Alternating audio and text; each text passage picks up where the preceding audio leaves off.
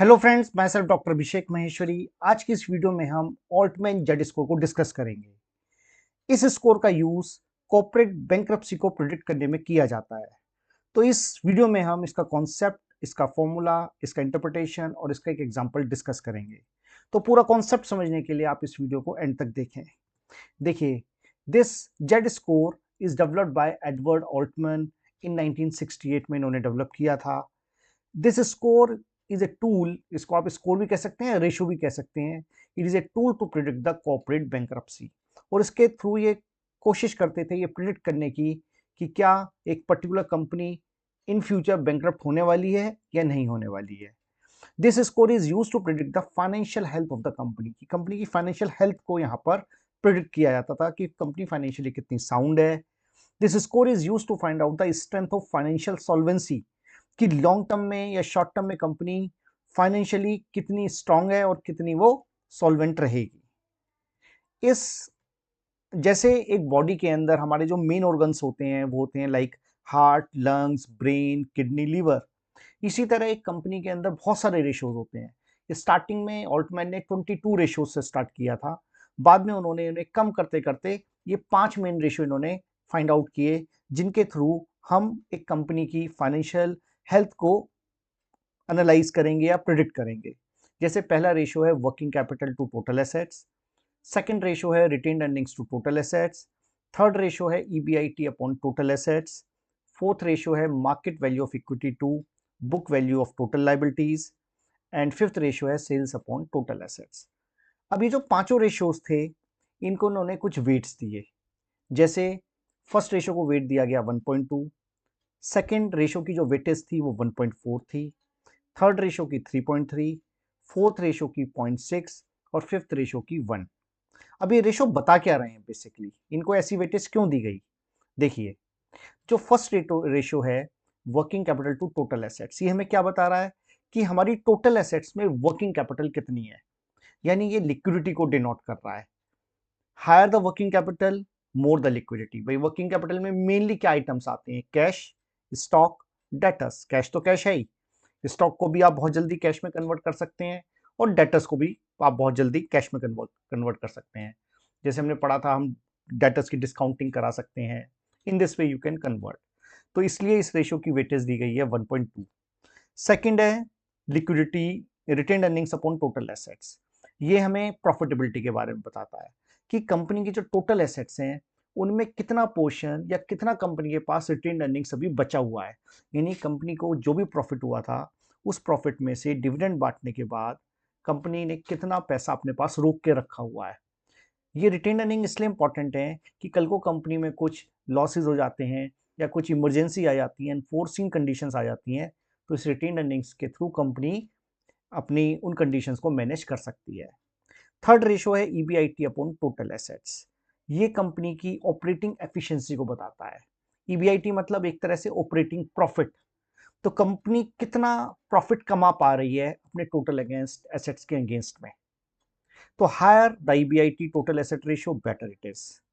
Fourth है market value of equity to book value of total liabilities. इसका मतलब कि कंपनी के जो इक्विटी शेयर्स हैं उनकी आज की डेट में क्या मार्केट वैल्यू है और कंपनी की जो टोटल लाइबिलिटीज हैं वो कितने की हैं। ठीक है ना। तो इस रेशो से ये पता चलता है कि क्या कंपनी अपने इक्विटी शेयर्स बेच के अपनी सारी लाइबिलिटीज का पेमेंट कर पाएगी या नहीं कर पाएगी। तो इससे कंपनी की इनडेटनेस का पता चलता है। और पांचवा रेशो है हमारा सेल्स अपॉन टोटल एसेट्स। ये एक तरह से हो गया हमारा एसेट टर्नओवर रेशो। यानी फॉर एग्जांपल अगर कंपनी के पास 100 करोड़ की एसेट्स हैं तो वो कितने की सेल जनरेट कर पा रही है, यानी ये कंपनी की प्रोडक्टिविटी को बता रहा है। Higher the ratio better it is. अगर आप देखें तो इन दो रेशियोज में सबसे इंपॉर्टेंट जो है वो है हमारा third one, EBIT upon total assets, operating efficiency, जिसको सबसे ज्यादा वेटेज दी गई है 3.3। नंबर 2 पे आता है retained earnings upon total assets, यानी प्रॉफिटेबिलिटी ऑफ द कंपनी। तो इन दोनों का की जो वेटेज है वो सबसे ज्यादा है। अगर आपका ये जो x3 हाईएस्ट ज्यादा हो और x2 ज्यादा हो तो आपका जो जेड स्कोर है वो काफी हायर हो जाएगा और कंपनी सोल्वेंसी की तरफ बढ़ती चली जाएगी। अब हमें क्या करना होता है जेड स्कोर निकालने के लिए। ये जो हमने यहाँ पर जो हमारे x1, x2, x3, 4, x5 हैं, ये हमारे रेशियोज निकल के आएंगे। इन रेशियोज की हम इन वेट से मल्टीप्लाई कर देंगे एंड देन हम इनका टोटल लगा देंगे, तो वो हमारा आ जाएगा जेड स्कोर निकल के, राइट। जैसे 1.2 multiply by x1, 1.4 multiply by x2, 3.3 multiply by x3, 0.6 into x4 और 1 into x5 and then we will make the total. Okay, इसका इंटरप्रिटेशन क्या है? देखिए, अब आपकी जो जेड की वैल्यू आई, if Z score is less than 1.80, तो इसको कहते हैं हम डिस्ट्रेस जोन, यानी इन्वेस्टमेंट इज वेरी रिस्की। अगर आप ऐसी कंपनी में इन्वेस्टमेंट कर रहे हो, investment is very risky, a very high probability of going bankruptcy. क्यों? क्योंकि कंपनी कभी भी बैंकरप्ट हो सकती है अगर स्कोर 1.8 से कम है तो। If Z score is between 1.81 to 2.99, इसको कहते हैं हम ग्रे जोन, न्यूट्रल जोन, या फिर इन फ्यूचर कंपनी में परफॉर्म बेटर और मे नॉट परफॉर्म बेटर। तो कुछ भी कहा नहीं जा सकता, डिपेंड करता है कंपनी किस तरह के की स्ट्रेटेजी अपनाती है और कैसे आगे बढ़ती है। थर्ड है हमारा if Z score is greater than 3, तो इसको कहते हैं सेफ जोन, यानी कंपनी इज फाइनेंशियली स्ट्रांग, आप ऐसी कंपनी में इन्वेस्टमेंट कर सकते हैं और कंपनी इन फ्यूचर भी अच्छा परफॉर्म करेगी। अब इसको हम एक एग्जांपल से समझते हैं। सपोज ये हमारे पांचों रेशियोज थे, ये वेट जो है ये वेट ऑल्टमैन ने दिए हैं, तो ये पांचों हमारे वेट हो गए। और ये सपोज इन रेशियो इनके वैल्यू आई है रेशियो की। जैसे जो फर्स्ट रेशियो है working capital to total asset, इसकी वैल्यू है 0.32, सेकेंड रेशियो की वैल्यू है 0.22, थर्ड रेशियो की वैल्यू है 0.06, फोर्थ रेशियो की है 0.62 एंड फिफ्थ रेशियो की है 1.17। अब इससे हम अपना एल्टमैन जेड स्कोर निकालेंगे।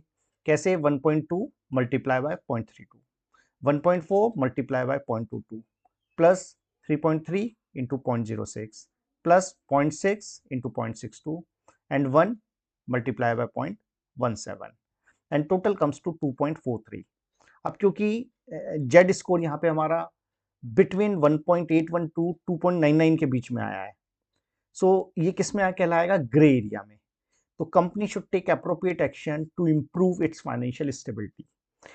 ये तो कंपनी के पॉइंट ऑफ व्यू से हो गया। इन्वेस्टर के पॉइंट ऑफ व्यू से, बिफोर इन्वेस्टिंग इन्वेस्टर को बहुत सोचना चाहिए, क्योंकि ऐसी कंपनी जरूरी नहीं है फ्यूचर में कैसा परफॉर्म करेगी, अच्छा भी कर सकती है और बैंकरप्ट भी हो सकती है। अगर ये जेड स्कोर 3 से ऊपर होता, 3 या 3 से ऊपर होता तो कोई दिक्कत नहीं थी, आप उस कंपनी में इन्वेस्ट कर सकते हैं क्योंकि वो फाइनेंशियली साउंड है। और अगर ये 1.8 से नीचे होता तो हम बिल्कुल भी इन्वेस्ट नहीं करते। क्यों? क्योंकि कंपनी कभी भी बैंकरप्ट हो सकती है। तो ये जो स्कोर है ये हमें एक आइडिया देता है ये प्रिडिक्ट करने के लिए कि कंपनी की फाइनेंशियल हेल्थ कैसी है। सो आई होप आपको ये पूरा कॉन्सेप्ट समझ में आया होगा। तो हमारी इस वीडियो को लाइक करें, शेयर करें और हमारे चैनल को सब्सक्राइब